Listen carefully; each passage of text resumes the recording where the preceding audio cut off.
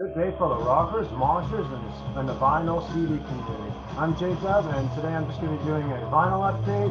I just recorded a CD update, so I might as well just record the vinyl update too, and then get them both out of the way because I got a ton of stuff coming. So I gotta show the old stuff before all the new stuff comes in. So we got new stuff coming in, but anyway, but first up we got a Lisa price list from 1983, and a lot of you are probably scratching your head right now, or like, who the hell is this? And I guess Discog calls it like an AOR hard rock, and yeah, it is. I'll agree with that. AOR hard rock, but it's actually a mini album. There's only 6 songs, but I've listened to it a few times, and I really love this. It is very catchy stuff. He's very catchy with these choruses, but yeah, killer stuff. Glad I find it because I like to play this once in a while. Very catchy, melodic, hard rock, AOR type stuff, and I'm a sucker for female-fronted bands. Females always provide a different vibe, and yeah, cool stuff. Great shape. Obviously, probably no one really played this too much since '93, but yeah, I'll play once in a while. Cool stuff. Next up, I don't even know what I'm showing next year. We got Reckless from 1980. This is 1980 on this Canadian band, and I think that's the singer, and that's a male. I know when I first saw the album, I thought that was a female. No, that's the male.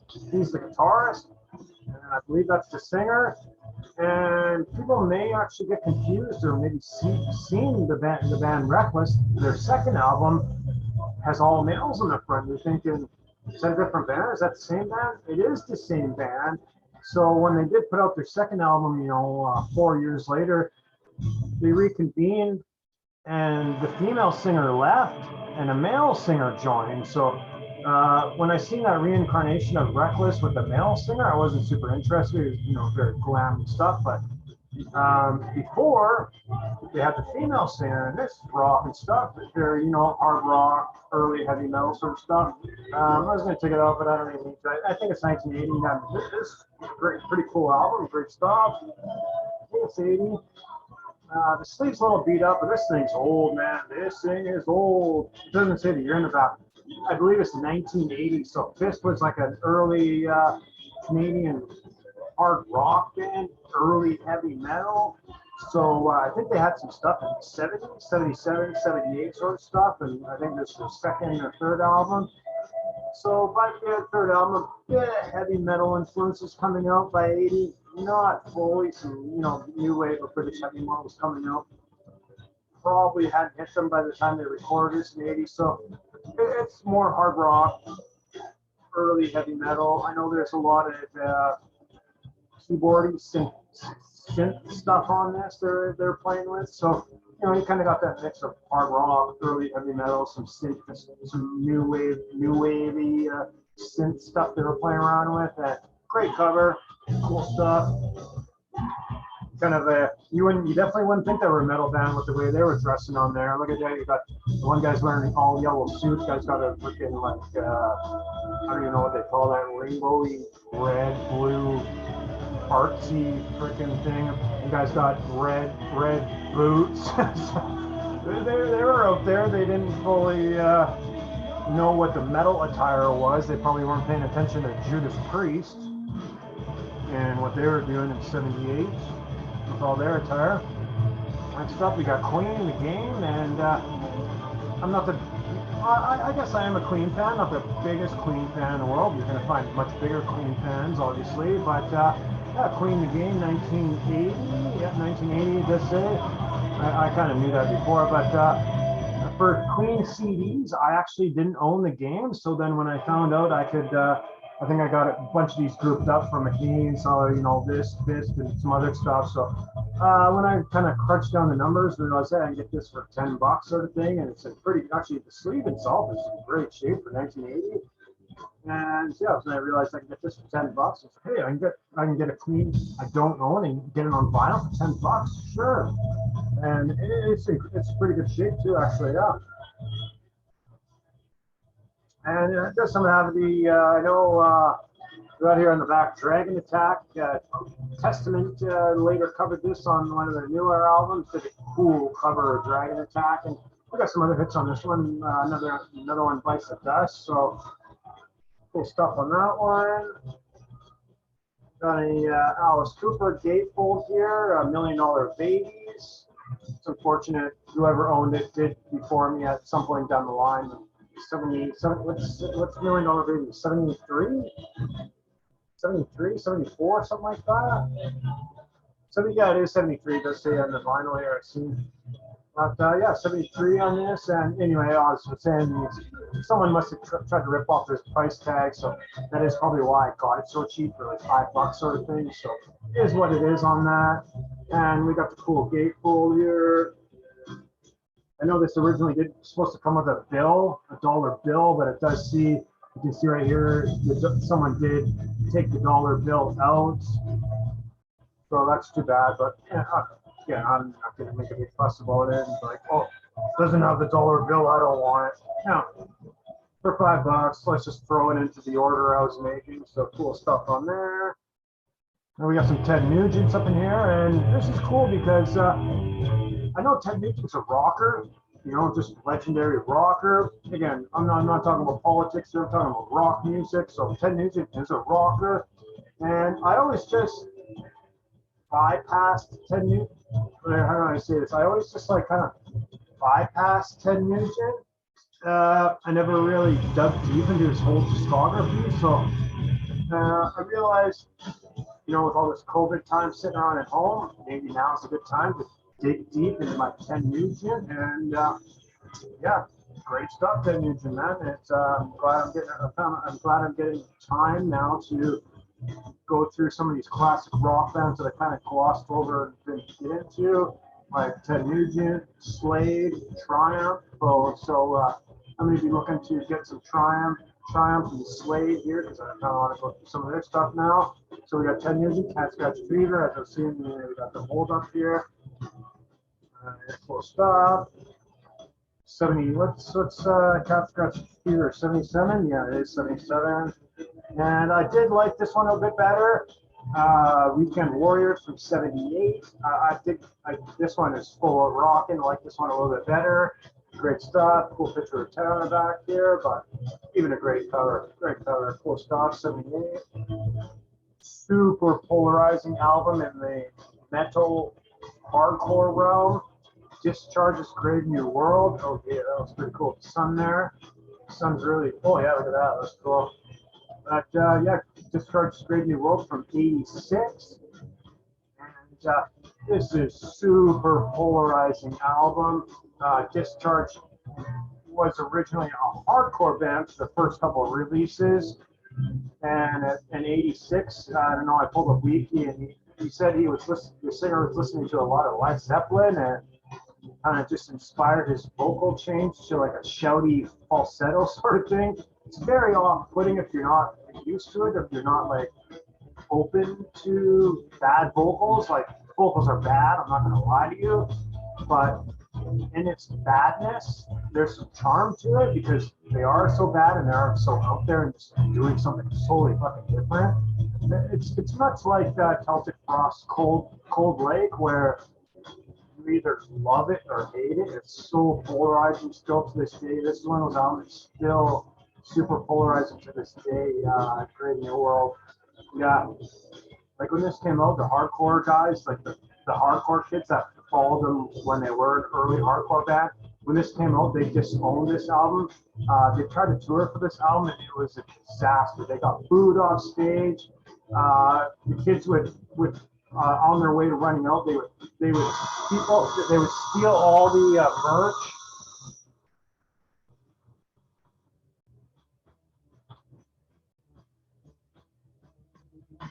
Yeah, when Discharge was trying to play shows, the kids would run. They would boo them off the stage. They would go ransack their merch booth and steal everything. And they left the band in shambles after this tour. They had to financially recover for 4 years, and they didn't come out with an album again until 1991. But a cool little gatefold here, and I love this kind of stuff because it's one of those things you either hate it or you love it. And hey, I don't say I love it, but I like it. I think there's some charm to the bad vocals, right? They're kind of going for a glam metal route, so it's polarizing. If you want some stuff that people hate, you check that out. And next up, I got this brand new Poltergeist, Feather of Truth. And yeah, some of you might know Poltergeist. It was an old 80s band, and then they kind of packed her up in the 90s and 2000s, and they realized that metal was back, and they're back too, sort of thing.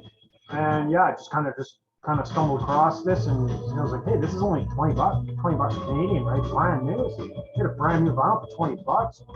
Yeah, sure. And I played this a few times before, and then I bought it, after in my decision to buying it, like, yeah, I got to listen to it a few times online to know if I want it, sort of thing. And yeah, it's a cool modern thrash album. It says on the back here, number 55 of 200. Oh, number 55 of 200 right here. So it's a red vinyl. Again, why they were selling it for so cheap, I have no idea. But good for me, I guess. And yeah, cool red vinyl. I'm trying to open it up here. It's so tight in the sleeve. Wow. Anyway, we've got a cool red vinyl. Pull it out. It's so tight. Probably got to change to a rice paper sleeve on this. Yeah. I don't really like that. I got to change to one of those rice paper sleeves. And another, I don't want to put it back in the sleeve in case it falls or something silly. And another new one I got. This is brand new, and actually it was cheap as well. I have no idea why, but I love Refused, and I didn't own Refused War Music, and I was going to get it on CD a couple years ago when it did come out, and I kept putting it off. I just kept buying other stuff. Just never actually got around to it. And this popped up on eBay, cheap from the UK, big music magpie or seller or whatever, and it was like 16, 17 bucks. I was like, you're kidding me. I can get the album, I can get the CD version for 15, but for an extra couple bucks, I'm not going to get the vinyl. But yeah, I love Refused. It's War Music. It's absolutely chaotic, hardcore metal. Like, there's a lot of metal influences in this. Like, I know every album they always have a few songs that Slayer inspires them. So the song on this one that inspired them was the very last one, Economy of Death. They're just full of thrash metal banger. But yeah, this band is like a pure shot of aggression, and kind of they speak on the what's going on in the world and things like that, like a conscious metal band, conscious rock band. Next up, we got the ETO, Japanese, although I think at that point they were probably living in USA or something like that, because this album was produced by Gene Simmons from Geffen. I'd still love to I would love to know how much Geffen paid Gene Simmons to produce this. Although, when these big names produce an album, I really think to myself, how much did they really do? They probably just sat there and put their name on it. So how much Geffen paid Gene Simmons to get his name on the album, I don't know. But when I first seen the ECO name going around, I always thought they would be a really corny AOR glam band or something. So when I did finally listen to some songs online and give it a preview, I was like, hey, it's actually much heavier and much more rocking than I thought. And yes, our rocking album, very, very metal, very heavy, much more heavier than you're thinking and imagining from the band ECO name. But yeah, these guys have the cool little gimmick with their makeup and the hair and things like that. I like the cool the makeup, but yeah, they had a hard edge to them. I think it's 87. Yeah, the album's 87 on this, and yeah, very much more heavy than I was expecting when I originally seen the name. don't even know what I have next here. Oh, we got Andy Anderson's Try. And this is kind of a mixture of a bunch of hardcore bands back in the day. They're originally from Attitude Adjustment and I think Broken Bones and something like that. But then they did this little side project. And yeah, this is a straight up 25-minute, 30-minute album of pure aggression and fast speed core, basically. Very, yeah, fast speed core type stuff. Cool little cover, actually cool little comic book cover. And yeah, I'm just gonna pull it out though, really need to. I'll show the back here. Yeah, cool album. Kind of, crossover thrash. There's a lot of thrashing going on, but it's very fast and frenetic, like hardcore is. So that's essentially what crossover is, right? And I own the first Swamp Surfer. Well, I own the Swamp Surfers album, and they only have 2 albums, so I wanted to get both of them. So now I have both Swamp Surfers, and such a good time to take a break because this is what I'm playing in the background. And just good old classic punk hardcore. I wouldn't really call them thrashy. No, they're more of just hardcore punk hardcore. And and actually the Swamp Surfers was one of the first vinyl I got because coming across me, you couldn't get it on CD, so I was like, I have to get the vinyl, can't get it on CD. So I've had this one for 3 months or so, and I wanted to get the other one from 87. This one's 87, this one's 89. But yeah, cool cover these guys had, right? They both had, the artist probably made them both, but cool little 1 and 2 cover they have here. It's cool stuff, I like that. And again, if you did miss the one where I showed this, there's Jack Nicholson right there. They snuck in Jack Nicholson on the cover on that one, but I did just get this one recently from 1987. Cool stuff. Punk hardcore. Some other punk hardcore. We got No Mind from here. I think it's 87, 88. But again, this is another punk hardcore album. Just a pure shot of aggression and hardcore. Not much thrash. There's a little bit of thrashing going on here, but this is a Toronto band, 1987. Awesome cover, cool cover. And yeah, like I say, if I get into punk hard, like just straight pure punk hardcore, this is exactly how I want it. Exactly like this. Fast, aggressive. There is some thrash, kind of some thrashy type stuff. It kind of has that tone, but yeah, spot on punk hardcore stuff. Definitely check this out. I think you can find. I think you can get this on YouTube. So maybe if you're wondering what I'm talking about, check it out. But this is spot on punk hardcore. Perfect. So I'm just gonna pull it up, see if there's anything cool on the back to show you.